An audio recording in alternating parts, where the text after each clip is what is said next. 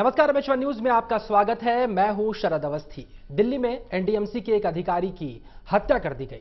रिश्वत की पेशकश ठुकराने और भ्रष्टाचार के दलदल में फंसकर गलत काम न करने की कीमत एक अधिकारी को अपनी जान देकर चुकानी पड़ी। लेकिन एक ईमानदार अधिकारी की हत्या पर अब दिल्ली में सियासत हो रही है। जी हां, हम बात कर रहे हैं एनडीएमसी के लॉ ऑफिसर एमएम खान हत्याकांड की।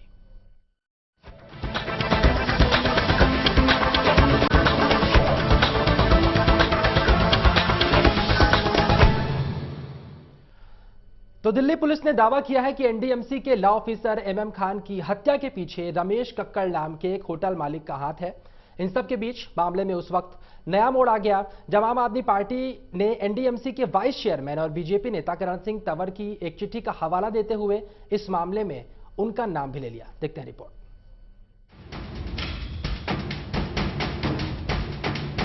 वर्तमान दौर की सियासत की बात करें तो बात यही निकल कर आती है कि हर मुद्दे पर सियासत होती है। ऐसा ही एक मुद्दा दिल्ली में एनडीएमसी के अधिकारी एमएम खान की हत्या का भी है, जो अब सियासी रंग अख्तियार करता जा रहा है। एनडीएमसी के लॉ ऑफिसर की हत्या के मामले पर सियासी बयानबाजी हो रही है। चलिए इस मामले पर हो रही सियासत से पहले हम इस हत्याकांड में हुए खुलासे के बारे में आपको बता दें। एनडीएमसी के लॉ ऑफिसर एमएम खान की हत्या के मामले में दिल्ली पुलिस ने अहम खुलासा किया है। पुलिस ने इस मामले में एक होटल मालिक रमेश कक्कड़ को गिरफ्तार किया है, जिस पर लॉ ऑफिसर एमएम खान की 2 लाख रुपए देकर हत्या करवाने का आरोप है। दरअसल यूथ हॉस्टल के लाइसेंस पर द कनॉट होटल चलाने वाले रमेश कक्कड़ पर एनडीएमसी ने पेनल्टी लगाई थी। एनडीएमसी के लीगल एडवाइजर एमएम खान इस मामले की जांच कर रहे थे। रमेश कक्कड़ ने मामले को दबाने के लिए एमएम खान को 4 करोड़ रुपए की रिश्वत देने की पेशकश की, लेकिन एमएम खान ने इस पेशकश को ठुकरा दिया और इसके बाद रमेश कक्कड़ ने 2 लाख रुपए की सुपारी देकर एमएम खान की हत्या करवा दी। ये खुलासा चौंकाने वाला है, लेकिन इससे ज्यादा चौंकाने वाला ये कि इस मामले पर सियासी संग्राम हो रहा है। आम आदमी पार्टी ने इस मामले में एनडीएमसी के वाइस चेयरमैन और बीजेपी नेता करण सिंह तंवर का नाम उछाला। आम आदमी पार्टी ने आरोप लगाया कि करण सिंह तंवर ने दिल्ली के उपराज्यपाल को चिट्ठी लिखी थी, जिसमें तंवर ने होटल मालिक का पक्ष लेते हुए एमएम खान पर मिलीभगत और दुर्भावना से काम करने का आरोप लगाया। उन्होंने एमएम खान को पद से हटाकर किसी और को नियुक्त करने की भी मांग की थी।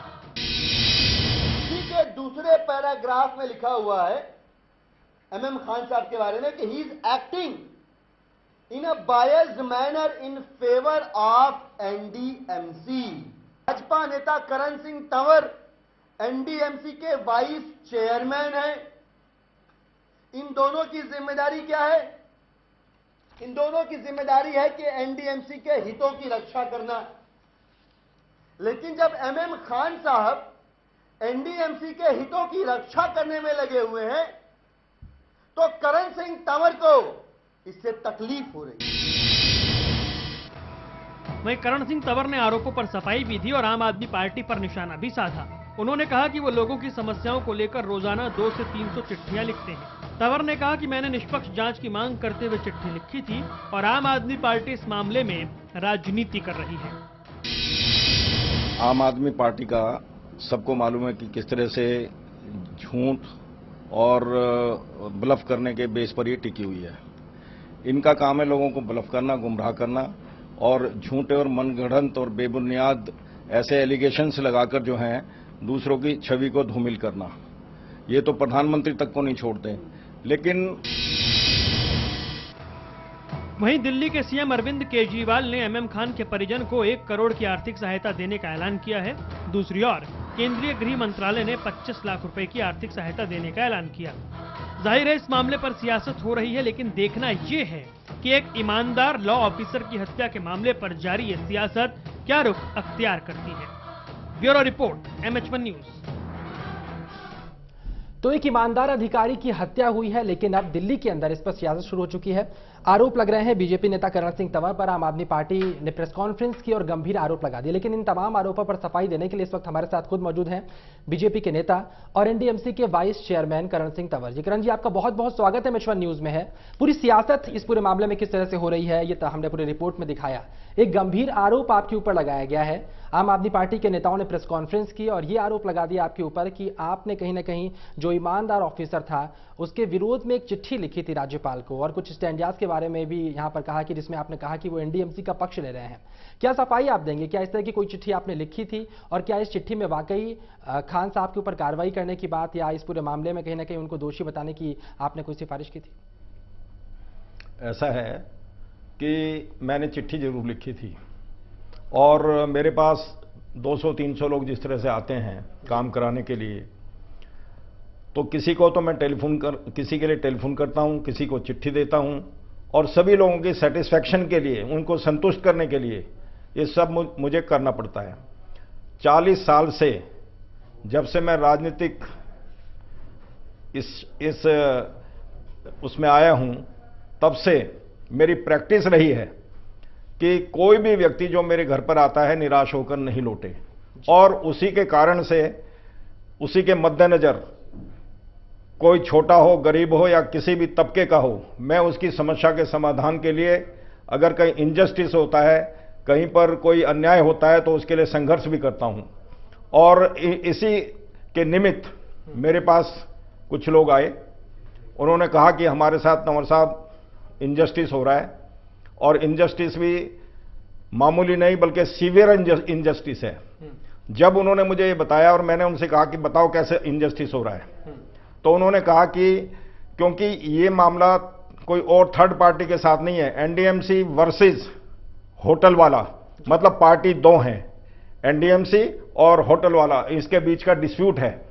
तो फिर उन्होंने मुझे बताया कि हाई कोर्ट में ऑनरेबल मिस्टर जस्टिस राजीव साहे एंडले साहब का ऑर्डर उन्होंने मुझे पढ़ाया, जिसमें लिखा था, ये ऑर्डर है उसका, जिसमें लिखा हुआ है कि ये विद इन 6 मंथ इस सारे मामले की कार्रवाई पूरी होनी चाहिए थी, लेकिन अभी तक ये कार्रवाई नहीं पूरी हुई।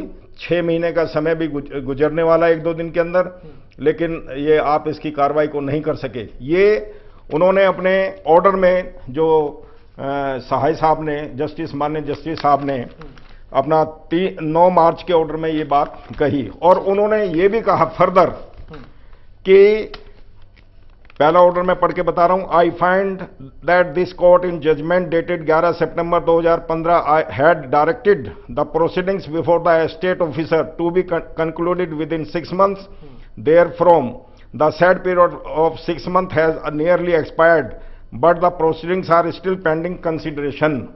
ये उन्होंने कहा। फिर बाद में कहा जज साहब ने, I deem it appropriate to direct the proceedings before the state officer to be taken on a day-to-day basis and to positively concluded on or before 31st May 2016। जब कोई भी व्यक्ति मुझे ये दस्तावेज दे रहा है और उसमें मुझे बता रहा है कि कोर्ट की डायरेक्शन की अवहेलना हो रही है, उसकी वायलेशन हो रही है, और उसमें उसका कारण उन्होंने फिर फर्दर मुझे कहा, उस जो लोग आए थे, कि तंवर साहब ये फैसला इसलिए नहीं लॉ ऑफिसर ले पा रहे हैं कि इनके ऊपर जो सीनियर ऑफिसर्स हैं एनडीएमसी के, वो इनको इसमें दखलंदाजी कर रहे हैं। अच्छा। और इनको अपने ढंग से फैसला लेने के लिए मुझ पर दबाव डाल रहे हैं, और इस कारण से ये फैसला नहीं लेने में पहले भी 6 महीने बीत गए और अभी फैसला नहीं होने को आ रहा है। ये मुझे उन लोगों ने बताया। जब मैंने सोचा कि ये डिस्प्यूट है 2 पार्टीज का, एनडीएमसी वर्सेस होटल वाले का, तो मेरे मन में आया कि इसकी क्यों ना निष्पक्ष जांच कराने के लिए, क्योंकि LG is the appointing authority, क्यों ना मैं एलजी साहब को ही कहूं कि अगर आप इस सारे मामले की जो प्रोसीडिंग्स हुई हैं अब तक, उसको आप मंगा लें। अगर आपको लगे तो उसमें फिर आप जो हैं LNDO which is outside agency, और उसमें एनडीएमसी अफसरों का भी दखलंदाजी नहीं होगी। अच्छा। क्योंकि एनडीएमसी खुद पार्टी है। अगर एनडीएमसी का स्टेट ऑफिसर उस कोई भी के पास ये मामला है तो बट नेचुरल है कि एनडीएमसी के सीनियर ऑफिसर्स की भी दखलंदाजी हो सकती है। अच्छा। तो उन्होंने फिर मैंने यही लिखा कि in the interest of justice आप इसमें इंटरवीन करें, प्रोसीडिंग को मंगा लें, और हो लगे तो ऐसा तो आप जो है फिर इसको LNDO से इसकी जांच करा लें। मतलब आपसे ये कहा गया पहले कि कोर्ट का ऑर्डर आपको दिखाया गया। हाँ जी। कोर्ट के ऑर्डर में जो कहा गया था कि 6 महीने के अंदर जांच पूरी क्यों नहीं हुई, इसे देखते हुए आपने कहा कि आपने चिट्ठी लिखी थी इस तरह की। हाँ जी। लेकिन जो लोग आपके पास आए थे, जिस तरह से इस होटल मालिक का नाम लिया जा रहा है, जिनके ऊपर आरोप लगा हुआ है कि उन्होंने पूरा मर्डर करवाया, 2 लाख की सुपारी दी थी, क्या उनको आप पर्सनली जानते हैं? कभी आपकी उनसे मुलाकात हुई थी या किसी जरिए से संपर्क करने की आपसे कोशिश की हो? मुझे बड़ा आश्चर्य है, यही तो मुझे दुख है। ना तो मैं होटल के मालिक को जानता हूं, ना मैंने कभी होटल देखा है, ना कभी मैं होटल में गया, ना होटल का मालिक कभी मेरे पास आया, कभी आज तक ना किसी और व्यक्ति ने कभी मुझे उसके बारे में पैरवी करने के लिए भी कहा।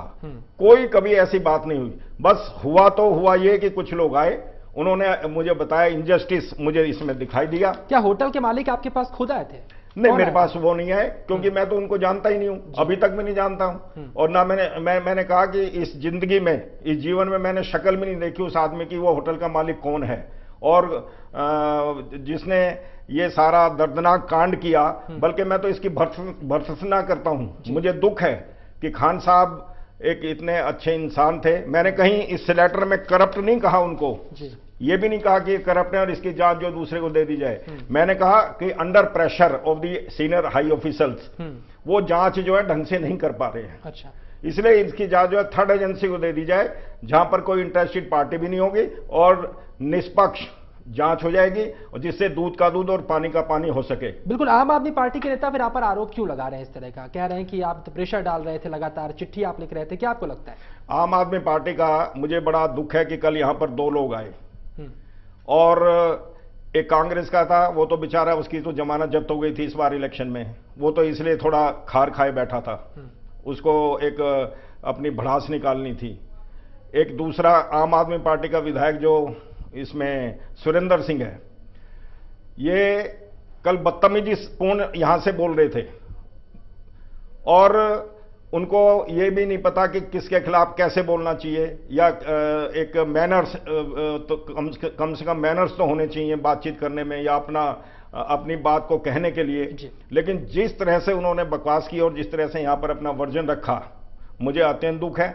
मैं कहना चाहता हूं कि ये आम आदमी पार्टी का विधायक जो है सुरेंद्र सिंह, इसके खिलाफ 5 केसेस जो हैं कोर्ट में विचाराधीन चल रहे हैं। एक मामला है फर्जी डिग्री का, ये इन्होंने नॉमिनेशन भरते वक्त जो है फर्जी डिग्री मेंशन की यूनिवर्सिटी की, और जिसमें BA की डिग्री को मेंशन किया गया। फिर एक जो माननीय जस्टिस हेमा कोहली का मुकदमा चल रहा है, इसकी सदस्यता को रद्द करने के लिए फर्जी डिग्री के मामले को लेकर और इलेक्शन को नल एंड वाइड करने के लिए। एक मामला जो है इनका क्रिमिनल चल रहा है फर्जी डिग्री को लेकर, वो भी मेरे द्वारा डाला गया है। एक मामले में इन्होंने इसी तरह से, जैसे कल बदतमीजी से यहां पे बातचीत कर रहे थे स्टूडियो में बैठकर, वो डेफेमेशन सूट मैंने इनके खिलाफ फाइल किया हुआ है। एक हरियाणा के अंदर इन्होंने 2 साल तक एज ए टीचर वहां पर बच्चों को पढ़ाया इसी फर्जी डिग्री के माध्यम से, वहां पर भी इनका ये मामला चल रहा है।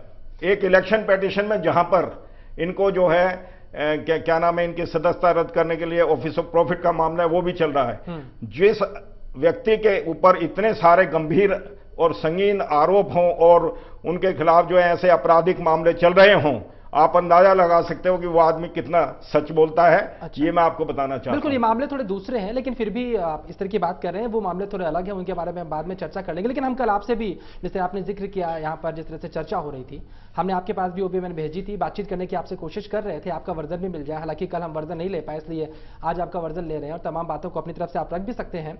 वह छोटे से ब्रेक का यहाँ पर है। ब्रेक के बाद भी जो तमाम आरोप लगाए गए कांग्रेस के द्वारा, आम आदमी पार्टी के द्वारा, उन पर हम तंवर साहब से सफाई मांगेंगे। आखिरकार उन तमाम आरोपों पर इनका क्या कहना है।